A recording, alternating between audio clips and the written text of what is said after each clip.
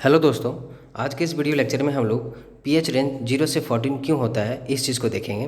पिछले video lecture में हम लोगों ने पीएच के बारे में सारी जानकारी ले ली थी और देख लिया था किस तरह से किसी भी सॉल्यूशन का पीएच फाइंड आउट किया जाता है। आइए आज देखते हैं कि वाटर के केस में पीएच रेंज 0 से 14 क्यों लाई करता है। इसको समझने से पहले आइए समझते हैं कि सेल्फ आयनाइजेशन ऑफ वाटर क्या होता है। हम सभी जानते हैं कि वाटर जो है आपस में सेल्फ आयनाइज होके हमें H+ आयन और OH- आयन देता है।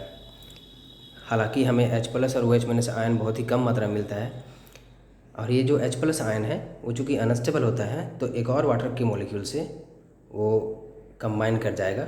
ये प्लस है और ये इसके पास इलेक्ट्रॉन है, 2 इलेक्ट्रॉन और 2 इधर 4 इलेक्ट्रॉन है, तो ये इससे अटैच होकर के H3O+ आयन बना देगा। साथ में हमें OH- आयन भी मिलेगा। वाटर जो है हमें H+ भी देता है और OH- आयन भी दे रहा है, इसलिए यह एम्फोटेरिक नेचर का होता है। एम्फोटेरिक नेचर मतलब ये एसिडिक बिहेवियर भी शो कर सकता है और बेसिक बिहेवियर भी शो करता है। तो अभी हम लोगों ने क्या देखा कि वाटर जो है दो वाटर के मॉलिक्यूल आपस में, दो वाटर H2O एंड H2O, दो वाटर के मॉलिक्यूल मिल करके आपस में सेल्फ आयनाइज होकर के H3O+ और OH- आयन हमें दे रहे हैं। अगर हम लोग कंसंट्रेशन के टर्म में बात करें, अगर हम लोग 1 मोल वाटर लेते हैं, 1 मोल वाटर अर्थात हम 6.022 × 10⁻23 मॉलिक्यूल्स ऑफ वाटर लेते हैं तो हमें यह 10⁻⁷ मोलर प्राप्त होता था कंसंट्रेशन के रूप में। ये हमें 10⁻⁷, दोनों हमें 10⁻⁷ मोलर कंसंट्रेशन के रूप में हमें प्राप्त होते थे। अब हम इनका अगर आयनिक प्रोडक्ट ले लें, अर्थात हम लोग आयनिक प्रोडक्ट ऑफ वाटर देखते हैं। आयनिक प्रोडक्ट ऑफ वाटर जिसे KW कहते हैं वह होता है हाइड्रोजन आयन का कंसंट्रेशन इंटू हाइड्रोक्साइड आयन का कंसंट्रेशन डिवाइडेड बाय होता है H2O का कंसंट्रेशन। H2O चूँकि ये यूनिवर्सल है, लिक्विड है, तो इसका कंसंट्रेशन 1 हम लोग सपोज कर लेते हैं। यूनिवर्सल है तो इसको हम लोग कंसिडर नहीं करते हैं। तो फाइनली हमारे पास जो KW आया वो हाइड्रोजन आयन का कंसंट्रेशन इंटू हाइड्रोक्साइड आयन का कंसंट्रेशन। तो अभी जो वैल्यू मेरे पास आया उसे पुट कर देंगे। हमारे पास क्या क्या आया, KW equals to hydrogen ion का कंसंट्रेशन इंटू हाइड्रोक्साइड आयन का कंसंट्रेशन। हाइड्रोजन आयन का कंसंट्रेशन 10⁻⁷, हाइड्रोक्साइड आयन का भी कंसंट्रेशन 10⁻⁷। टोटल KW हमारे पास आ गया 10⁻⁴। इसको थोड़ा सा और एक्सपेंड करते हैं।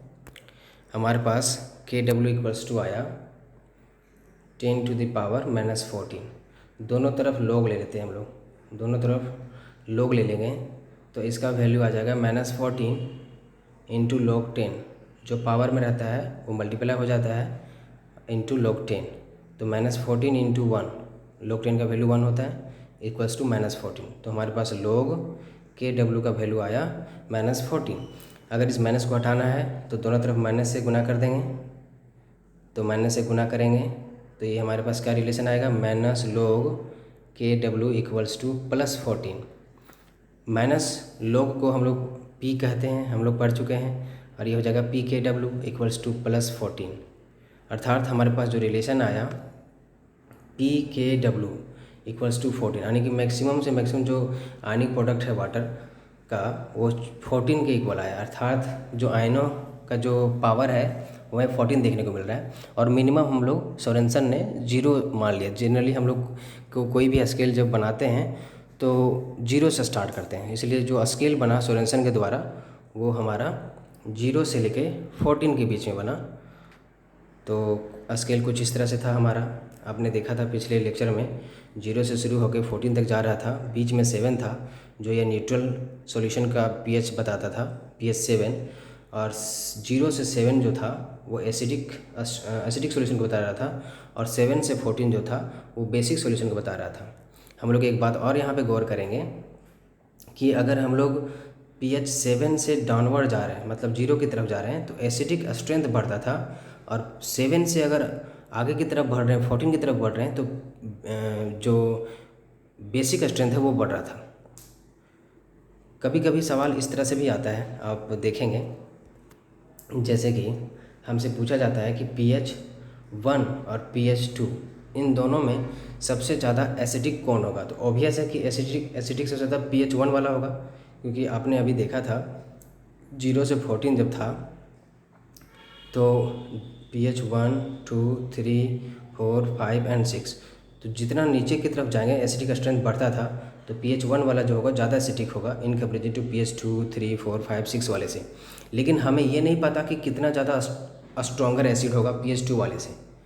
तो इस चीज़ को इस तरह से समझिए कि जो pH स्केल सोरेनसन ने बनाया वो लॉगरिथमिक ले करके बनाया था। तो प्रत्येक 1 यूनिट पे 0 से 1 जाएंगे, 1 से 2 जाएंगे, 2 से 3 जाएंगे, 3 से 4 जाएंगे। तो प्रत्येक यूनिट के आगे बढ़ने पर 10 का मल्टीपल का इंक्रीमेंट होगा या डिक्रीमेंट होगा। अगर हम लोग pH 1 वाले का स्ट्रेंथ की बात करें और pH 2 वाले का, तो pH 1 वाला जो होगा वो pH 2 वाले से 10 गुना ज़्यादा एसिडिक होगा। अगर हम लोग pH 3 वाले की बात करें तो 1 से लेकर 2 तक 10 तक हुआ, फिर 2 से लेकर 3 तक जो है 10 गुना ज़्यादा एसिडिक स्ट्रेंथ जो है घट जाएगा। और अगर pH 1 और 3 की बात करें तो यह 100 गुना घट जाएगा। अर्थात अगर pH 1 की बात करें तो pH 1 वाला जो एसिडिक स्ट्रेंथ है वो 100 गुना ज़्यादा बड़ा है pH 3 वाले से। या उल्टा हम लोग कह सकते हैं कि pH 3 का जो स्ट्रेंथ है वो pH 1 वाले से 100 गुना कम है। या फिर इस तरह भी कह सकते हैं कि pH 2 वाला का जो स्ट्रेंथ है pH 3 वाले से 10 गुना ज़्यादा है। या उल्टा भी कह सकते हैं कि pH 3 वाला का जो स्ट्रेंथ है वो pH 2 वाले सॉल्यूशन से 10 गुना कम है।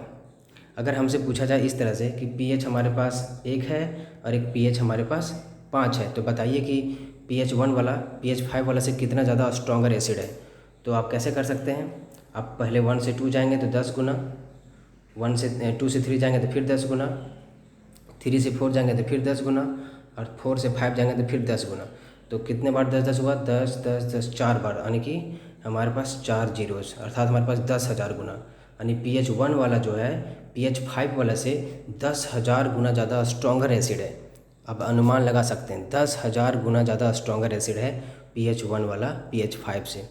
तो ये चीज़ें आप समझ लिए। अगर हम लोग वाटर के जगह पे अगर कोई दूसरा हम लोग सॉल्वेंट लेते हैं, जैसे कि अगर हम लोग लिक्विड अमोनिया सॉल्वेंट लेते तो हमारा pH रेंज है वो 0 से 14 आता, 0 से 29 के बीच में आता। अगर हम लोग सल्फ्यूरिक एसिड लेते तो हमारा pH रेंज 0 से 4 के बीच में आता। हम लोग जब वाटर लिए थे तो हमारा pH रेंज 0 से 14 आया था। हालांकि वाटर के केस में जो हम लोग पढ़े कि जो रेंज 0 से 14 है, तो ये सच्ची तरह मतलब हर तरह के एसिड और बेसिस को इंक्लूड नहीं कर पाता। हमारे पास बहुत सारे एसिड्स ऐसे हैं और कुछ एसिड्स ऐसे सब्सटेंसेस हैं जिनका pH 0 से नीचे जा सकता है, और कुछ ऐसे सब्सटेंसेस हैं जिनका pH जो है 14 से ज़्यादा हो सकता है। तो ये पूरी तरह से सूटेबल नहीं है एसिडिक स्ट्रेंथ को डिटरमाइन करने के लिए। तो आई होप हमने इस तरह से सीख लिया है पूरी तरह से कि pH स्केल जो है वाटर के केस में 0 से 14 क्यों होता है, और अगर pH 1 और 2 या 3 या 4 के बीच में कंपेरिजन पूछा जाए कि कितना एसिडिक स्ट्रेंथ है, कितना स्ट्रॉन्गर एसिड है दूसरे से की अपेक्षा में, तो हम लोग 10 का यूनिट बढ़ा करके 10 का मल्टीपल बढ़ा करके उसको काउंट करके निकाल सकते हैं। आई होप आपको सारी चीज़ें समझ में आ गई हों। अगर किसी तरह का डाउट हो तो मुझे आप कमेंट सेक्शन में पूछ सकते हैं। Thank you for watching my videos. Please do subscribe and share to your friends and colleagues. Thank you.